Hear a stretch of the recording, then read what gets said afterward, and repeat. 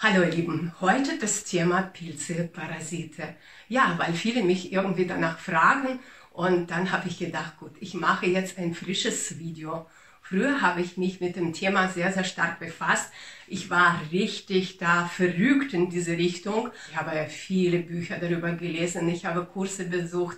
Ich habe mir Lektionen angeschaut von russischen Ärzten, von Menschen, die wirklich damit lange zu tun haben. Und es ist tatsächlich so, wenn wir uns beginnen mit dem Thema Pilze, Parasite zu beschäftigen, wird es erschreckend. Es ist erschreckend, wenn wir sehen, was da für Würmer in unserem Darm leben können oder diese Pilze, die durch unsere ganze Körper durchwachsen oder Invasion durch Viren und sonstige Geschichte, was auch natürlich sehr erschreckend ist. Also ich glaube, wenn wir uns mit diesem Thema beschäftigen, dann ist hier sehr, sehr starker Fokus auf Problem, ja, Parasiten, und ich muss sie bekämpfen. Und früher habe ich sehr, sehr stark auch so gemacht und so auch erzählt. Ich habe sehr, sehr viele Symptome gesehen bei vielen Menschen. Oh mein Gott, Parasiten. Es ist die Tatsache, dass viele Menschen wirklich das Problem haben. Aber vielleicht müssen wir ein bisschen woanders anschauen, wo es begonnen hat, weil die Ursache für Parasiten ist woanders, ja. Die Parasiten ist eine Folge von etwas, von einem Problem. Das möchte ich euch aufzählen. An erster Stelle ist es natürlich die naturierte Nahrung und das wissen alle. Und vielleicht rollt ihr jetzt mit den Augen und sagt wieder, ja, wieder Ernährung. Aber es ist, wie es ist, es bleibt. Die Ernährung ist eine wichtige wirklich Ursache für viele Probleme. Oder mit Ernährung können wir viele Probleme auch lösen, wenn wir das optimal gestalten. Ja, also denaturierte Nahrung, ja, das ist das Problem. Wenn es verpackt ist, alles in den Tüten, alles schon vorgekocht, das kennt unsere Körper nicht. Unsere Körper kennt nicht so viele Kohlenhydrate. Also früher gab es so nicht. Also in Kohlenhydrate gibt es immer eine große Portion von Ballaststoffen. Und gerade diese Ballaststoffe, die machen Kohlenhydrate unschädlich, weil zu viel Glucose im Blut ist für uns sozusagen Gift. Da gibt es auch in diesen vielen Produkten mit Kohlenhydrate auch deswegen Gegengift, und das sind die Ballaststoffe. Nun, die Industrie macht es so, dass die Kohlenhydrate werden isoliert und die Ballaststoffe rausgeschmissen.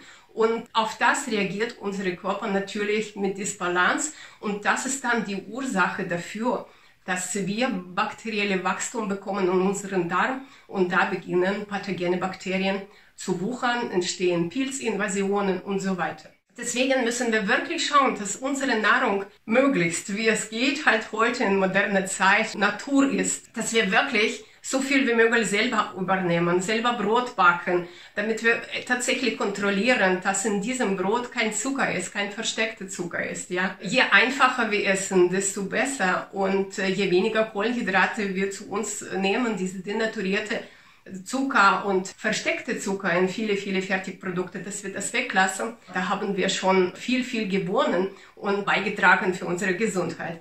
Nächste Ursache ist es natürlich solche Stoffe, die uns grundaus schaden.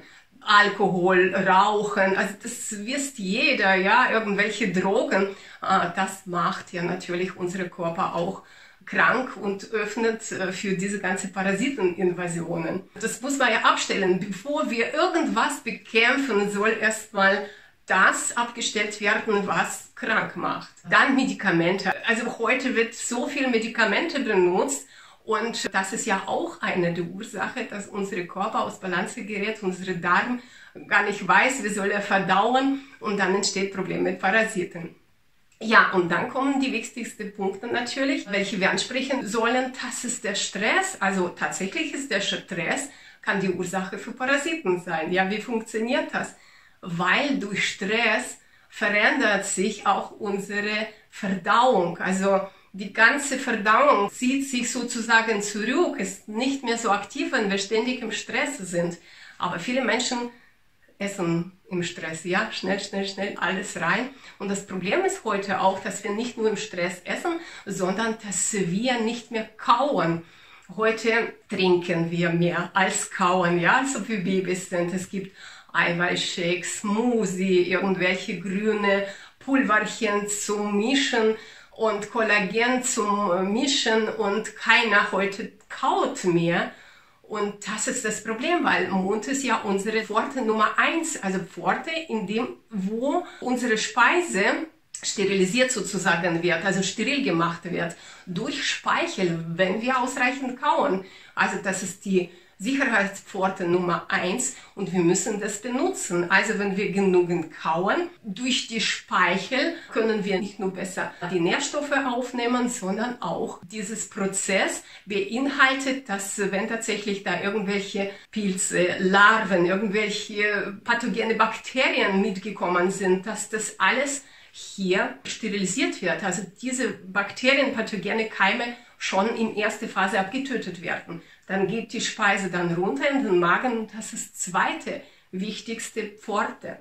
Da ist der Magensaft und der Magensaft normalerweise muss alles den Rest umbringen, also an diese pathogene Bakterien, dass sie überhaupt nicht weiter reingelangen, aber das passiert nicht im Stress, weil im Stress entsteht das Problem mit wenig Magensäure, ja, dass unsere Magensäure nicht ausreichend kommt und das Essen schon so halb verdaut ist. Also es verdaut nicht zu Ende. Es geht dann weiter halb verdauend und dann natürlich durch den Zwölffingerdarm dann weiter in den Dünndarm und dort gärt es, gammelt lange. Und das ist ja natürlich ein sehr, sehr, sehr guter Boden, um die pathogenen Bakterien und Parasiten einfach weiter zu züchten.